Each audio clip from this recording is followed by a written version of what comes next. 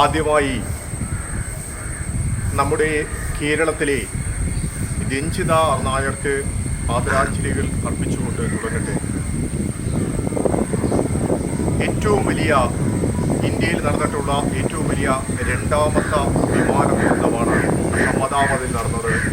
Boeing 747 ഇനത്തിൽപ്പെട്ട വിമാനം തകർന്ന് വീണ് ഏകദേശം ഇപ്പോഴത്തെ കണക്കനുസരിച്ച് ഏകദേശം 275-ലധികം വിമാനത്തിലുണ്ടായിരുന്നതും ഹോസ്റ്റലിലും മറ്റു കെട്ടിടങ്ങളിലുമൊക്കെ ആയി ഉണ്ടായിരുന്ന ആൾക്കാരും ഉൾപ്പെടെ ഏകദേശം 275ഓളം ആൾക്കാർ അതിൽ മരിക്കപ്പെട്ടു. അതിൽ ഒരു വ്യക്തി മാത്രമാണ് ജീവനോടെ രക്ഷപ്പെട്ടത്. നമുക്കറിയാം ഇതിലെ ഏറ്റവും വലിയ പ്രശ്നം എന്താണെന്ന് കേട്ട് കഴിഞ്ഞാൽ ഏറ്റവും അത്യാധുനിക ആഡംബരങ്ങളോടുകൂടിയ വിമാനമാണ്.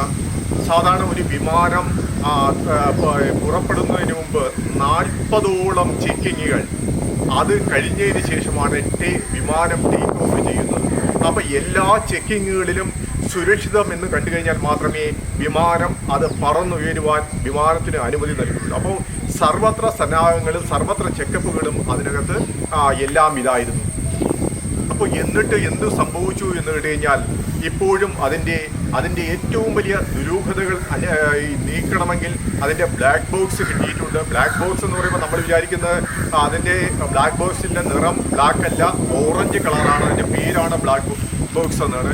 പക്ഷേ ഇത്രയും ഈ 747 ഇതിൽപ്പെട്ട വിമാനങ്ങൾ തകർന്ന ഒരു ചരിത്രം പോലുമില്ല. കാരണം അത്രയും നല്ല വെൽ സെറ്റപ്ഡ് ആയിട്ടുള്ള വിമാനമായിരുന്നു.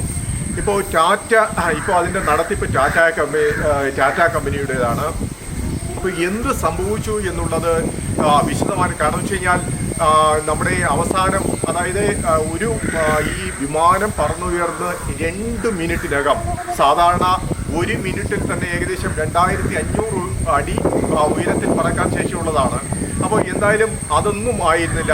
ഏകദേശം 800 അടിക്ക് 800-നും 700 അടിക്കും ഇടയിലാണ് ഈ വിമാനം പറന്ന് അവസാനം പൈലറ്റിൻ്റെ ഒരു വാക്കോടുകൂടി അടിയന്തര സാഹചര്യം ആവശ്യപ്പെട്ടുകൊണ്ടുള്ള ഒറ്റ വാക്ക് ചെയ്തുകൊണ്ട് പിന്നെ നിലയത്തിന് എയറോഗ്രാമിന് അവിടെ വിമാനവുമായി ബന്ധപ്പെടാൻ സാധിച്ചില്ല. ഉടൻ തന്നെ അത് തകർന്നു വീണു. കാരണം എന്ന് വെച്ച് കഴിഞ്ഞാൽ നമുക്ക് ഏറ്റവും വലിയ ഇതെന്ന് പറയുന്നത് ഏറ്റവും അത്യാധുനിക സജ്ജീകരണങ്ങളുള്ള വിമാനത്താവളമാണ് ഗുജറാത്തിലെ അഹമ്മദാബാദ് വിമാനത്താവളം. എന്ത് പ്രശ്നമുണ്ടെങ്കിലും അടിയന്തര സാഹചര്യങ്ങൾ പെട്ടെന്ന് പരിഹരിക്കാനുള്ള അവിടെ സർവ്വസന്നാഹങ്ങളും ആ വിമാനത്താവളത്തിനകത്തുണ്ട്. അപ്പോൾ നമുക്ക് ഇതിൻ്റെ ഏറ്റവും വലിയ പ്രമുഖരായ രാജ്യത്തുള്ളവരും വിദേശികളുമായിട്ടുള്ള ധാരാളം പ്രമുഖർ, അതായത് ഗുജറാത്തിൻ്റെ മുൻ മുഖ്യമന്ത്രിയും BJPയുടെ സമുന്നത നേതാവുമായ വിജയ് രൂപാണി ഉൾപ്പെടെയുള്ളവർ ഇവിടെ ഇതിലുണ്ടായിരുന്നു. അപ്പോൾ ഇങ്ങനെ ഒരു അപകടം, അതായത് പെട്ടെന്ന് ശകലം പറന്നു ഇടിച്ച് താഴെ വീണു. എന്താണ് ഇത്രയും സ്ട്രക്നെസ് വന്നത് എന്നുള്ളത് കൂടുതൽ അന്വേഷണത്തിൽ നിന്ന് മാത്രമേ വെളിവാകുകയുള്ളൂ. എങ്കിലും അത് നമ്മുടെ രാജ്യത്തെ അത് നടുക്കിക്കളഞ്ഞു. കാരണം ഇങ്ങനെ ഒരു വിമാന ദുരന്തം എന്ന് പറയുന്നത് രാജ്യത്തിൻ്റെ നമുക്കത് ഒരു സഹിക്കാൻ പോലും പറ്റാത്ത ഒരു അവസ്ഥയായിരുന്നു. അത് തന്നെ നമ്മുടെ ഒരു മലയാളി പെൺകുട്ടി ഒരുപാട് സ്വപ്നങ്ങൾ അവശേഷിച്ചുകൊണ്ടതാണ് രഞ്ജിത നായർ ഈ ലോകത്തോട് വിട പറഞ്ഞത്. അതായത് വളരെ മിനിറ്റുകൾക്കുള്ളിൽ തന്നെ അതിനകത്തിരിക്കുന്ന എല്ലാ ആളുകളും, കാരണം ആരെയും തിരിച്ചറിയാൻ പോലും, അതെല്ലാം തിരിച്ചറിയുന്നത് തന്നെ DNA ടെസ്റ്റിലൂടെ മാത്രമേ അവരുടെ ബോഡിയുടെ പോലും തിരിച്ചറിയാൻ കഴിയുള്ളൂ എന്നുള്ളത് ഒരു വലിയൊരു ദാരുണമായ അവസ്ഥയാണ്.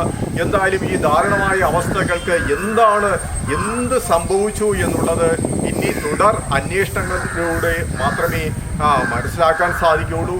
എങ്കിലും രാജ്യത്തെ ഞെട്ടിച്ച ആ വിമാന ദുരന്തം, ഇതിനകത്ത് എന്തെങ്കിലും കൂടാതെ അല്ലെങ്കിൽ വേറെ എന്തെങ്കിലും പ്രശ്നങ്ങളുണ്ടോ എന്നുള്ളതൊക്കെ ഇനി നമുക്ക്, കാരണം ഇതിൻ്റെ ഒരു പ്രശ്നം എന്താണെന്ന് വെച്ചാൽ പെട്ടെന്ന് ഇത് തകർന്നു വീണത്, അതായത് ടേക്ക് ഓഫ് ചെയ്തു, അല്പം പറന്നുയർന്ന് പെട്ടെന്ന് താഴെ വീണു എന്ന് പറഞ്ഞാൽ ഇത്രയും ചെക്കപ്പുകൾ കഴിഞ്ഞ് ഇത്രയും എല്ലാ സുരക്ഷാ ചെക്കപ്പുകളും കഴിഞ്ഞുള്ള ഒരു വിമാനത്തിന് പെട്ടെന്ന് ഇങ്ങനെ ഒരു സംഭവിച്ചത് എന്താണ് എന്നുള്ളത് നമുക്കിനി പിന്നീട് അറിയാൻ സാധിക്കുകയുള്ളൂ. എങ്കിലും ഇതിനകത്ത് ഈ ദുരന്തത്തിൽപ്പെട്ട എല്ലാവർക്കും ആദരാഞ്ജലി അർപ്പിക്കുകയാണ്.